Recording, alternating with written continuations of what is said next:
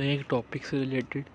तो ये टॉपिक बहुत लोगों के दिमाग में आता होगा जब भी वो स्टॉक मार्केट के बारे में सोचते होंगे कि उनको मार्केट्स में करना क्या है, ट्रेडिंग करनी है या इन्वेस्टिंग। तो इस वीडियो में अपना पॉइंट ऑफ व्यू बताऊंगा इन दोनों के ऊपर, ट्रेडिंग और इन्वेस्टिंग के ऊपर। तो पर्सनली मुझे ट्रेडिंग बिल्कुल ही पसंद नहीं, मैंने इतनी बार कभी की भी नहीं, बस 1 से 2 बार ही की होगी आज तक, और वो मेरे लिए बिल्कुल भी अच्छी नहीं निकली। तो सबसे पहले हम सबसे बड़ा प्रोज एंड कॉन्स पा लेते हैं इनके बारे में। ट्रेडिंग पे बात करते शुरू करते हैं सबसे पहले हम। तो ट्रेडिंग में क्या होता है, एक तो दिमाग पे हमारे प्रेशर बहुत होता है क्योंकि हमने एक या दो, बस 2 या 3 पर्टिकुलर स्टॉक्स लिए होते हैं। और ट्रेडिंग में हमें सोना होगा कि मिनिमम 1 लाख रुपीज़ तो लोग इन्वेस्ट करते हैं एक पर्टिकुलर स्टॉक में। तो प्रेशर बहुत होता है कि आपके पैसे सारे डूब ना जाएं, क्योंकि जब ट्रेडिंग में लॉसेस होते हैं वो बहुत ही तगड़े लॉस होते हैं और कभी नहीं पता चलता कौन सा स्टॉक ने आप सर्किट लगा दिया नीचे को और आप उस कंपनी को कभी बेच भी नहीं पाओगे। कभी की बात नहीं, मतलब उस पॉइंट ऑफ टाइम पे वो कंपनी लगातार सर्किट्स पे सर्किट्स लगाए, आपको हर वक्त स्क्रीन पे नज़र रखनी पड़ती है किस टाइम क्या हो गया, कोई न्यूज़ आ जाती है। क्योंकि जो ट्रेडिंग में क्या होता है या डे ट्रेड में क्या होता है कि जो बेसिकली जो स्टॉक्स होते हैं वो न्यूज़ पे मूव ज़्यादा करते हैं। और ये होता ही है, अगर आपने किसी स्टॉक के बारे में आज न्यूज़ सुनी है कि ऐसा किसी कंपनी में या प्रमोटर्स ने कुछ किया है, तो उस दिन वो कंपनी बहुत नीचे गिरती है। अगर वही सीन मार्केट के टाइम पे आज हो जाए कि मार्केट ओपन है और वो न्यूज़ आ जाए और आप अवेलेबल नहीं हो, आप ट्रेड करके चल गए वहाँ से, तो वो न्यूज़ जो इम्पैक्ट डालेगी ना उस स्टॉक के ऊपर, तो आप बेच नहीं पाओगे और जो लॉसेस होंगे बहुत ख़तरनाक होते हैं। और एक और बात, कभी भी आप ट्रेडिंग करते हो आपको पता होगा, या इन्वेस्टिंग करते हो, कि जो ट्रेडिंग होती है उसके अंदर जो ब्रोकरेज कटती है वो ज़्यादा हमेशा कटती है एज़ कम्पेयर टू हम डिलीवरी बेसिस पे, अगर हम लॉन्ग टर्म बेसिस पे माल उठाते हैं वही, तो उसके कंपैरेटिवली देखा जाए। और साथ के साथ ब्रोकरेज तो कटती है, जो गवर्नमेंट टैक्सेस होते हैं वो भी उसमें ज़्यादा कटते हैं, क्योंकि जो शॉर्ट टर्म कैपिटल गेन हमें गेन लगता है तो उस पर टैक्स ज़्यादा लगता है। तो एक और 3 डिसएडवांटेज हो गए हैं। और हर वक्त हमें इतने सारे इंडिकेटर्स लगाने पड़ते हैं डे ट्रेड, मतलब हर एक मंथ 1 डे का हमें यहाँ पे चार्ट पे देखना पड़ता है। इतने इंडाइसिस लो, सब कुछ लगाओ, इतनी टेंशन लो, इतना कुछ सीखो, इतना प्रेशर, इतने पैसे, सब कुछ लगा कर वो ट्रेड ना सक्सेसफुल हुआ और वो गया, मतलब वो आपके पैसे गए। और मैंने अगर 100 बंदों को ट्रेडिंग करते देखा है ना, तो उसमें सिर्फ 1 या 2 को ही देखा होगा जो पैसे कमा पाए हैं, और वो भी वो हर रोज़ नहीं कमा पाए। अगर उन्होंने 1 साल या 2 साल इतने साल वैसे कमा नहीं पाते। अगर मैंने मैक्सिमम जितनों को अपनी आंखों से देखा है और अपने साथ देखा है ट्रेडिंग करते हुए, उन्होंने सिर्फ जितने भी 1 महीने या 2 महीने में कमाए थे ना, वो एक ही दिन में सारे के सारे पैसे गंवा के बैठ गए। तो एक रियल टाइम एग्जांपल देता हूँ। एक लेडी थी, तो उन्होंने इन्वेस्ट किए थे मनी को, मेरे को 15 लाख रुपीज़ उन्होंने लगाए थे इन्वेस्टिंग में, और 30 to 35,000 उनके पास से उनके ट्रेडिंग अकाउंट में थे, ट्रेडिंग के लिए जो उन्होंने पैसे रखे हुए थे। तो वो डेली बेसिस पे उन्होंने ट्रेड्स की, काफ़ी मतलब रोज़ वो ट्रेडिंग करते थे। तो बस जो उन्होंने स्टॉक्स इन्वेस्टिंग में जो पैसे लगाए हुए थे उनको उन्होंने छेड़ा नहीं, क्योंकि उनको कहा था कि इन स्टॉक्स में पैसे लगाओ और ट्रेडिंग के पैसे हमेशा अलग रखना। इसलिए उनको ट्रेडिंग ज़्यादा पसंद थी, तो उन्हें ट्रेडिंग की जो मनी थी वो ज़्यादा ही रखी इन्वेस्टिंग से। तो मोर देन सिर्फ 3 मंथ्स में जो उनके 35 लाख रुपीज़ थे ना, वो 2 to 3 lakhs रह गए थे। और मतलब वो जो लेडी थे टाइप की डिप्रेशन में आ गए थे कि इतने सारे पैसे मतलब कैसे गए। क्योंकि ट्रेडिंग में क्या होता है, आप रोज़ ट्रेड लगाते हो, आपको जो ट्रेड होती है अगर वो फेल हो जाए तो एक रिएक्शन दिमाग में आ जाए। तो ये होता है कि अब जो पैसे हैं ना मार्केट से, मैं इसी टाइम पे और अभी के अभी वो जो पैसे हैं मैं कमाना चाहता हूँ, वापस लेना चाहता हूँ। तो ये चीज़ के कारण ना दिमाग इतना अच्छे से चल नहीं पाता, वर्क नहीं कर पाती, क्योंकि प्रेशर बहुत दिमाग पे आ जाता है। और हम एक और गलत ट्रेड लेते हैं, हमारे पैसे और डूबते हैं, पिछले को रिकवर करने के चक्कर में और गए, उसको रिकवर करने के चक्कर में और गए, और जाते जाते जाते कि सारे पैसे चल जाते हैं। और उन लेडी के जो पैसे थे वो 35 to सिर्फ 2 to 3 lakhs रह गए थे ट्रेडिंग अकाउंट में। और इन्वेस्टिंग अकाउंट में सोचो वो पैसे जो उनके 15 लाख से आज उनके पास 21 लाख हो गए हैं। और इस सारा का जो सारा सीन हुआ ये सिर्फ 7 to 8 months के अंदर ही हुआ, कोई 1-2 साल भी नहीं लगे। इतने सारे पैसे उनके जो गंवाए हैं उन्होंने वो सिर्फ ये 6 से 7 मंथ्स के अंदर ही कमा लिया। तो बेसिकली उनकी जितनी भी सारे पैसे थे वो चले गए, बट काफ़ी सारे उनके पास रह गए क्योंकि उन्होंने अपनी सारी लाइफ की सेविंग्स इन 2 चीज़ों में लगा दी थी। तो कभी भी अपने सारे के सारे पैसे स्टॉक मार्केट्स में लगाने की बिल्कुल भी ज़रूरत नहीं है। तो सिर्फ स्टॉक मार्केट्स में उतने ही पैसे लगाओ जितने आपको पैसे 2 से 3 साल के लिए बिल्कुल भी नहीं चाहिए।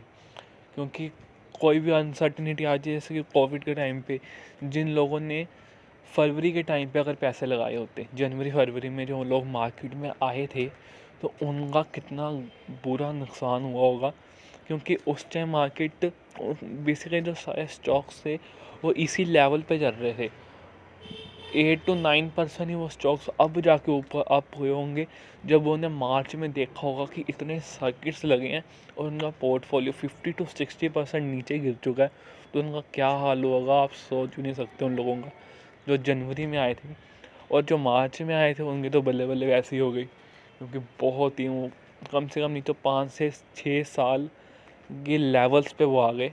और देखा जाए तो कई स्टॉक्स तो काफ़ी नीचे मिल चुके थे, हमने भी बहुत ख़रीदे। तो ट्रेडिंग ये नुकसान मेरे को लगते हैं यहाँ पे, और बेसिकली ज़्यादा मेरे को नुकसान ही वहाँ पे दिखते हैं। चाहे आप एक दिन में लाखों रुपए कमा लो और वो कमाने वाले भी सिर्फ 1 या 2 बंदे होते हैं 1 लाख में से भी। क्योंकि मैंने आज तक नहीं कभी भी किसी को नहीं देखा, इतना टाइम हो गया मुझे किसी को भी स्टॉक मार्केट में ट्रेडिंग में पैसे कमाते देखा। बट जिन्होंने इन्वेस्टिंग की है उनके रिटर्न्स मैं देख चुका हूँ, और उनके पास एग्ज़ाम्पल भी मेरे बहुत सारे हैं। बहुत सारे फ्रेंड्स हैं, बहुत सारे लोग हैं मेरे आसपास जो सिर्फ इन्वेस्टिंग करते हैं ट्रेडिंग को छोड़ के, और उनका रिटर्न्स काफ़ी सालों से और आज के टाइम पे भी काफ़ी अच्छे हैं। एक तो प्रेशर दिमाग में रहता है, बस एक बार हमने अच्छी कंपनी पढ़नी है और उसको ख़रीदना है, आराम से उसको ख़रीद के रखो। मेरे को कोई टेंशन नहीं होती कि आज कंपनी 12% गिर गई, 16% गिर गई, क्योंकि मेरे को वो उस कंपनी का पोटेंशियल पता है कि वो कहाँ तक ग्रो करेगी। अगर वो गिरती भी है तो मुझे कोई ऐसा मेजर लॉस नहीं होता, क्योंकि उसमें मेरे कोई ज़्यादा पैसे भी नहीं लगे होते। सिर्फ मैं उतना ही रिस्क लेता हूँ हर एक कंपनी में जितना रिस्क मैं सह पाऊँ। और ये सबसे बड़ा एक रूल होता है मार्केट में कि उतना रिस्क लो जितना आप ले पाओ। ये ना हो कि बाद में आप डिप्रेशन में चल जाओ। रिस्क लेने के लिए भी ना मतलब आपसे एक गलती होती है जब रिस्क लेते हो, क्योंकि रिस्क आप एक बार लोग रिस्क रिवॉर्ड आपने रेशो आपने सुनी होगी, जो कि हम कभी कभी चार्ट्स में देखते हैं कि कंपनी बहुत ऊपर चल जाती है तो हम उसको नहीं बाय करते, क्योंकि रिस्क रिवॉर्ड फेवरेबल नहीं रहती उस टाइम पे। मतलब जितना हम रिस्क लेते हैं उस लेवल पे उस कंपनी में इन्वेस्ट करके, उससे कम ही हमें रिवॉर्ड मतलब कम रिटर्न मिलता है, तो हम वहाँ पे नहीं लेते, अपनी ट्रेड नहीं यूज़ करते। तो ऐसे ही सेम अगर हम अपने जो कैपिटल को एक बार में ही सारा खो देंगे तो हम बार बार रिस्क नहीं ले पाएंगे और रिवॉर्ड्स भी नहीं ऑब्वियसली कमा पाएंगे। अगर रिस्क नहीं लेंगे रिवॉर्ड कहाँ से कमाएंगे। इसलिए सिर्फ 5% एक रूल मैंने बनाया था कि सिर्फ इससे ज़्यादा मैंने एक स्टॉक में नहीं लगाना। अगर कुछ होता भी है तो सिर्फ 5% ही जाएगा, और अगर कुछ मिलता भी है तो मिलना कोई बात नहीं, बाकी पैसे और बाकी स्टॉक्स भी तो हैं। रिस्क इसलिए हमें जो डिवर्सिफाई पोर्टफोलियो रखना चाहिए और मैनेज करके ही रिस्क लेना चाहिए। और हमेशा जो मार्केट है कभी भी मार्केट हमेशा कभी भी चेक कर लो, अगर वो गिरती है या कोविड के टाइम पे मार्केट गिरी, काफ़ी गंदे तरीके से मार्केट गिरी थी, बट वो ऊपर आई और हमेशा लॉन्ग टर्म में मार्केट अप ही जाती है। इसके आप कुछ NSE के ऊपर हम एक बार चेक कर लेते, चार्ट चेक करते हैं एक बारी। तो हम निफ्टी 50 यहाँ पे खोला है, बट हम कुछ नहीं करेंगे, सिर्फ मोर पे जाके एक बार मैक्स पे क्लिक कर देंगे और चेक करेंगे लॉन्ग टर्म में क्या चीज़ें हमें देखने को मिल रही है। तो यहाँ पे चल रही बात सिर्फ लॉन्ग टर्म की। जो चार्ट है वो हमेशा अप ट्रेंड की तरफ जा रहा है, चाहे ऊपर नीचे होके जा रहा है, बट जा कहाँ रहा है, ऊपर जा रहा है, हमेशा ऊपर की तरफ जा रहा है, ना कि वो ऐसे नीचे जो चार्ट है वो ऐसे नीचे आ रहा है, हमेशा ऊपर की तरफ जा रहा है। तो ये चीज़ हमें देखनी बहुत ज़रूरी होती है। और मार्केट में सिर्फ होता यही है, हो भी रही है कि जो चार्ट्स है वो 2019 से वो हमेशा अप ट्रेंड की तरफ ही जा रहा है। बीच में नीचे डिप वगैरह आई है, डिप भी कहाँ आई है, 2008 क्राइसिस के टाइम पे। ये टाइम होता है पैसे कमाने का, क्योंकि हम बहुत अच्छे अच्छे स्टॉक्स जो होते हैं बहुत ही चीप लेवल पे मिल जाते हैं। तो क्राइसिस के टाइम पे मज़ा हमने भी लिए स्टॉक मार्केट्स के, अच्छे पैसे कमाए सब ने जिन्होंने उस टाइम पे ट्रेड्स ली थी या कुछ इन्वेस्टिंग की थी। और NSE और सेंसेक्स दोनों ही एक दूसरे के साथ ही चलते हैं, और उसमें भी यही चीज़ चलती है, हमें वो उसमें भी चेक कर लेते हैं। तो ये हम आ गए हैं सेंसेक्स के ऊपर, तो इसका भी मैक्स का चार्ट एक बार देख लेते हैं हम। और ये भी अप ट्रेंड की तरफ ही है। पहले कंसोलिडेशन यहाँ पे चल रही है 2020 और उसके बाद अप ट्रेंड। तो कंसोलिडेशन का जो जितना लंबा कंसोलिडेशन होता है उतना ही लंबा अप ट्रेंड होता है, और उतना ही अच्छा होता है, ये सबको पता है जो हम बात करते हैं। तो ये सारी खूबियाँ होती हैं इन्वेस्टिंग हमेशा लॉन्ग टर्म की होती है। और जो लॉन्ग टर्म वाले रिटर्न होते हैं ना, एक बार चेक कर लो कितने 1000% में रिटर्न होते हैं, 9000% के। और ये तो बात चल रही थी अभी इंडिया की, अगर आप किसी भी कंट्री की मार्केट्स को चेक कर लो तो हमेशा लॉन्ग टर्म ही जीतता है। और ये हम आ गए डो जोन्स के ऊपर। तो डो जोन्स कहाँ की मार्केट है? अमेरिकन मार्केट जो स्टॉक मार्केट का है उसको यहाँ पे रिप्रेजेंट करता है डो जोन्स इंडस्ट्रियल एवरेजेस। तो इसको अगर हम लॉन्ग टर्म का चार्ट पैटर्न देखें, ये भी अप में है। मैक्सिमम जो चार्ट पैटर्न्स और स्टॉक्स हैं किसी भी कंट्री की देखो जाए तो वो अप ट्रेंड में हमें देखने को मिलेंगे, एक्सपेक्ट कि वहाँ पे कुछ मेजर क्राइसिस ना हुए पड़े हों, उस टाइम पे इकोनॉमी कैसी चल रही है। तो ये चीज़ें, ये तो शॉर्ट टर्म की बात हो गई। कोविड भी आया वो शॉर्ट टर्म में आया, और रिकवरी आपने सिर्फ एक साल में देखी है, कितनी ज़बरदस्त रिकवरी, 40% और पोर्टफोलियो से या इंडिविजुअल स्टॉक से वो उन्होंने अप ट्रेंड में दिखाया।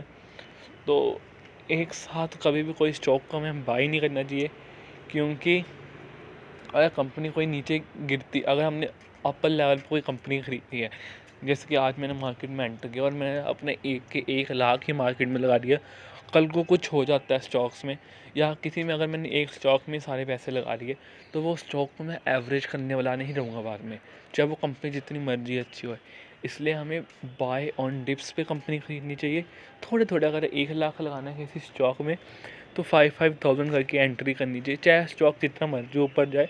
आपको पता है स्टॉक अच्छा है वो ऊपर ही जाएगा, और एक साथ कभी पैसे नहीं लगाने चाहिए। जैसे हम एग्जांपल दे रहे थे, अगर मार्केट नीचे गिरती है तो मैंने 1 लाख लगा दिया तो मैं उसको एवरेज करने वाला नहीं रहूँगा। बट अगर मार्केट नीचे गिरेगी और मैंने सिर्फ 5,000 लगाए होंगे तो अब मैं क्या करूँगा, जितनी मार्केट नीचे गिरेगी उतने 5,000 और लगाता जाऊँगा, जिससे क्या होएगा, अगर मैंने वो कंपनी का स्टॉक 5,000 पे इस टाइम पे चल रहा है तो वो करते करते 4,000 पे आएगा, सॉरी 4,500 पे, 4,000 पे, 3,500 पे। उससे क्या होगा, जो मेरी एवरेज होगी वो गिरती जाएगी और जो मेरे रिटर्न्स होंगे वो ऑब्वियसली बढ़ जाएंगे, क्योंकि एवरेज मेरी छोटी हो जाएगी और मार्केट बाद में तो अभी नहीं तो बाद में ऊपर ही जाएगी। तो ये कुछ रूल्स होते हैं, और कुछ हम बात आज बेसिकली उसकी ट्रेडिंग और इन्वेस्टिंग कर रहे थे। तो इन्वेस्टिंग की बहुत सारी, जैसे लॉन्ग टर्म में हमेशा ऊपर जाएगी, इतना प्रेशर नहीं होता, ब्रोकरेज कम कटती है, और भी बहुत सारी चीज़ें। साथ में एक बात और, आपने कभी किसी इन्वेस्टर को देखा अमीर होते हुए? मैंने तो बहुतों को देखा है, और कई तो अपनी, मतलब अगर देश में देखो दुनिया में देखा जाए वॉरेन बफेट का नाम आता है तो वर्ल्ड के रिचेस्ट पर्सन में भी उनका नाम आता है। और किसी, मैंने आज तक कभी ट्रेडर को नहीं देखा या वर्ल्ड के रिचेस्ट पर्सन बनते हुए या कोई ट्रेडर को अमीर बनते हुए, बट मैंने इन्वेस्टर्स को बहुत देखा है, और अपने लाइफ में बहुत सारे लोगों को देखा है जो काफ़ी सारे टाइम से इन्वेस्टिंग करते आ रहे हैं, और आज के टाइम से उनके पास मतलब बहुत ही अच्छी वेल्थ है। बट किसी ट्रेडर को कभी नहीं देखा जिनके पास इतना अच्छी पैसे होंगे। अगर देखा भी है तो उन्होंने काफ़ी सारे पैसे अपने 2 से 3 साल के अंदर ही बहुत ईज़िली वॉश आउट कर लिए, और जहाँ से कमाए थे वहाँ भी उन्होंने पैसे गंवाए भी हैं स्टॉक मार्केट में। बट इन्वेस्टर्स मैंने बहुत देखे हैं और बहुत सुने भी हैं, और कहीं ऐसे भी हैं जिनसे मैं कभी मिला भी, जैसे वॉरेन बफेट हो गया या राकेश झुनझुनवाला और बहुत सारे ऐसे लोग हैं जिन्होंने बहुत अच्छी अच्छी वेल्थ क्रिएट की हैं, वो भी सिर्फ इन्वेस्टिंग से ही की है। तो एक और यहाँ पे प्रोज को मिल गए यहाँ पे इन्वेस्टिंग के।